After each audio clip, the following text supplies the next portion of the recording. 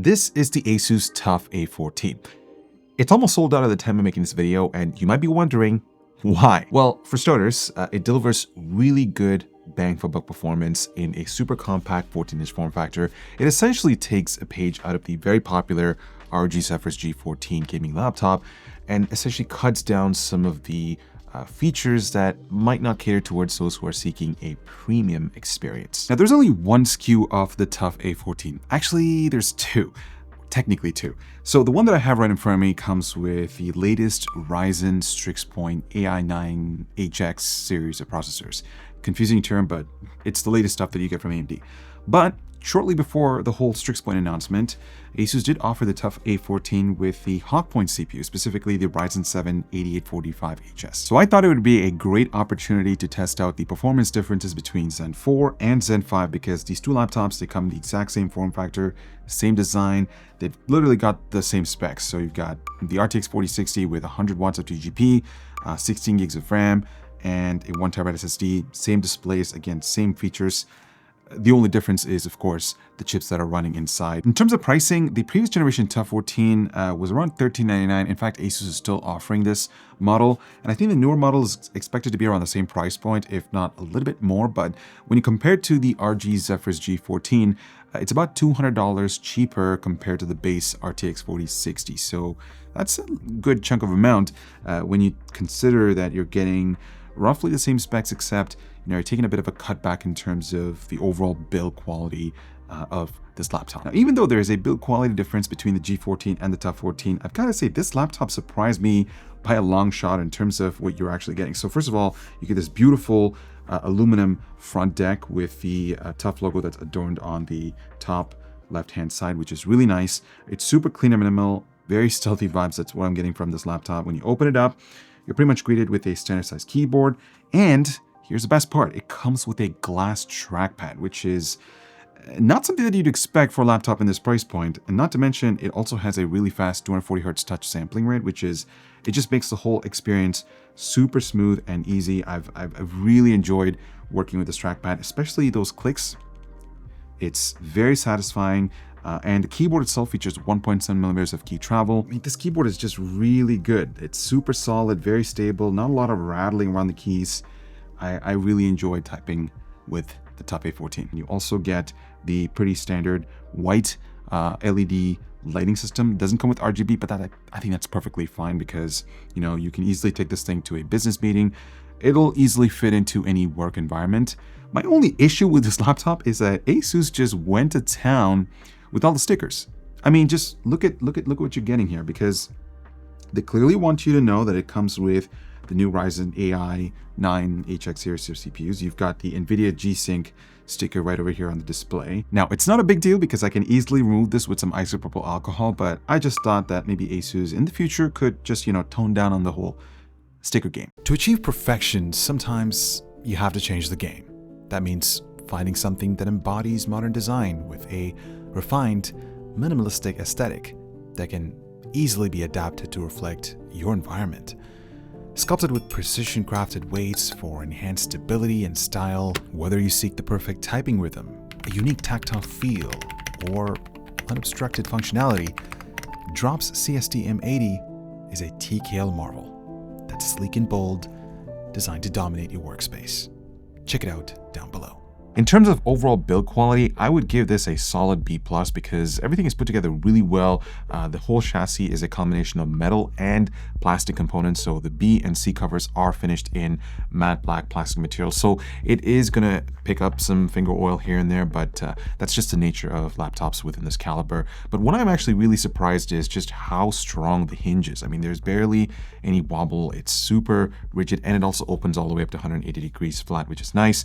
And also, this form factor is just so good because it's not super thick compared to the G14. I mean, we're talking maybe 0.1 inches of difference. And again, when you put these side by side, they both weigh approximately the same. The included slim 200-watt power supply is super compact as well, and it charges the laptop via the slim power jack. Speaking of ports, it is exactly a copy and paste from the G14. So you get the slim power jack, which is reversible, HDMI 2.1, USB 4 Type-C port, USB 3.2 Gen 2 Type-A port, an audio jack, And then if you switch over to the right-hand side, you get a full-size Type-A port and a USB 3.2 Gen 2 Type-C port and a micro SD card reader, which again, if you guys ever end up using micro SD cards, it's a good thing to have, but I personally don't see that useful because all my camera stuff, it just shoots everything in full-size SD card format. So yeah, lots of ports for a small, compact 14-inch laptop. And that's awesome. This is what the front-facing webcam looks like. ASUS has implemented a 1080p sensor, so the quality is pretty well detailed. And the microphone sounds impressive. I mean, they have built a bunch of modes into Armoury Crate. So you have directional, bidirectional, and there is a 360-degree mode as well, which picks up multiple people, multiple voices surrounding you if you're in a conference room setting. There are 2 speakers integrated into this laptop. Unfortunately, they are positioned at the bottom, so the clarity is going to sound a little bit muffled. The audio output is also not super strong. So if you are looking for a good, decent multimedia experience, I would suggest using an external set of speakers or just going with headphones, which is most likely what you're going to be doing when you're gaming. But yeah, the speakers are average. It's not great. Now this display is surprisingly really good for the price. So you're greeted with a 14-inch, 16:10, 2.5K, 165 Hz IPS level panel with a 3 millisecond response rate. So it has G-Sync compatibility and all that kind of things. Now, what surprised me the most was just the brightness output. So when you compare it to the G14, it is substantially brighter. I think you're getting 30 or 40 nits brighter than the G14's OLED offering. However, the downside is, of course, you're going to sacrifice on color accuracy. So this thing has a delta of 1.2 versus something that's a little bit more color accurate with the OLED offerings. And also it covers 98% sRGB, 74% Adobe RGB, and 77% P3. It's not catered towards content creators, but that's not the whole point of the TUF lineup. The TUF lineup is meant to deliver a value-oriented experience. And if you're strictly looking for gaming, just an all-round amazing gaming laptop in a 14-inch form factor with a really good panel, you can definitely count on this laptop. When it comes to upgradability, unfortunately, ASUS did take a page out of the G14 and just slapped it onto the TUF 14 because there is no room to access the memory modules. Everything's soldered onto the PCB, so the maximum supported memory which you can configure is up to 32 gigabytes. And you do have 2 M.2 slots. One of them is preoccupied right over here. And the drive speeds are roughly the same compared to the G14. It's about 5 gigabytes per second on read and 3.5 gigabytes per second on write. And you have an extra M.2 slot for storage expansion. There is no fancy vapor chamber cooling system here. It's again your basic traditional heatsink based solution. And the battery size also remains unchanged. It's the same 73 watt-hour battery compared to the G14, and also it shares the same as the previous generation TUF A14. Speaking of battery life, I think this is the most exciting part about this architecture because what AMD is able to accomplish with this Strix Point CPUs is enormous gains in power efficiency. So from our light load battery test, this thing gave us roughly an hour more worth of battery runtime compared to the previous generation TUF 14 rocking the Ryzen 7 8845HS processor. The same thing applies for the YouTube 4K playback test.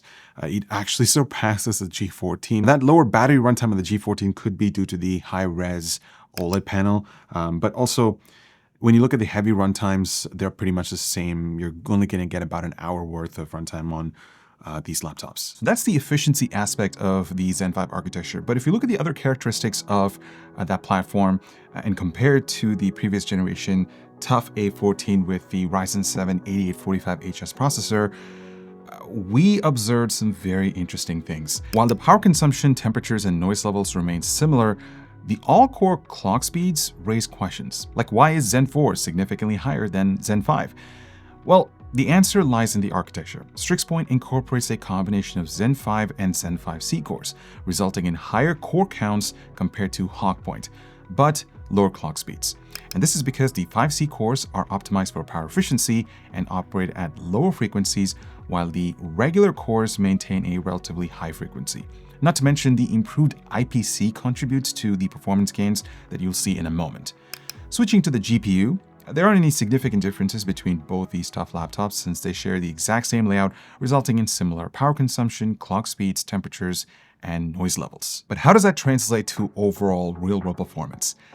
Well, guys, that's the most exciting part about this new architecture, because we noticed almost a 35% increase in multi-core performance across all of our tests. Single core performance also got a pretty good bump as well, but you gotta remember, you're still getting all this performance improvements while still maintaining similar power levels. And this certainly is looking like a huge bargain when compared to the G14, even when you factor in applications like Photoshop. In addition to that, when you bring pricing into the equation, this A14 is looking like a bargain compared to that G14, considering its $200 price delta.